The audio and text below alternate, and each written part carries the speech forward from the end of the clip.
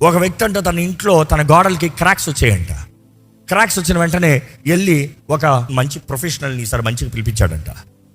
ఆ ప్రొఫెషనల్ వచ్చి చూసిన వెంటనే నేను ఈ పని చేయను అని చెప్పి వెళ్ళిపోతున్నాడంట. అదేంటయ్యా, నువ్వు ప్రొఫెషనల్వి కదా, వీడు ఇరిగిన దాన్ని ముందు చేశాడు, వాడు చేసింది సరిగా లేదు కాబట్టి నిన్ను పిలిచాను, నువ్వు వచ్చి సరిగా చేస్తావని ఆశపడతావు, నువ్వేంటి చేత కాదని చెప్పిపోతున్నావు అన్నాడు. ఆయన అన్నాడంట, నా చేత కాక కాదు, నేను ఎన్నిసార్లు చేసినా, నేను 10 సార్లు చేసినా, ఇంకొక 10 మందిని తీసుకొచ్చి 10 సార్లు చేయించినా పునాదులు సరిలేవు కాబట్టి ఈ గోడలో క్రాక్స్ వస్తూనే ఉంటాయి.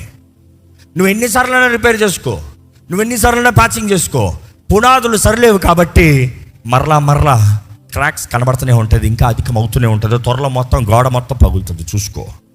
ఈరోజు చాలామంది జీవితాల్లో కూడా ఈ క్రాక్స్ కనబడుతున్నాయి.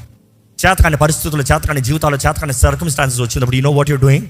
పాస్టర్ గారు, ఆ పాస్టర్ కావాలి, ఆ పాస్టర్ మాట్లాడాలి. పాస్టర్ మాట్లాడతారు, పాస్టర్ ప్రార్థన చేస్తారు, అయిపోతుందంట. నెక్స్ట్ అక్కడ ఏదో సర్దు మరిగింది, మరలా రిపీట్, మరలా పాస్టర్ గారు, మరలా ఒక ప్యాచ్ వర్క్, మరలా వెళ్ళిపోతారు. దాని తర్వాత మరలా రిపీట్. ఈసారి అంటారు, ఈ పాస్టర్కి పవర్ చాలలేదు, ఇంకో పాస్టర్ దగ్గరికి వెళ్తాం, ఇంకా పవర్ఫుల్, ఈసారి ఈయన చేయమందాం. ఎంతమంది ఎన్ని ప్యాచ్ వర్క్లు చేసినా పునాదులు సరిలేకపోతే పకలుతూనే ఉంటుంది, మొత్తానికి జీవితం నాశనం అయిపోతుంది. జాగ్రత్త. దేవుని వాక్యము మనల్ని సరిదిద్దేది, మన పునాదుల్ని సరిచేసుకోమనేది.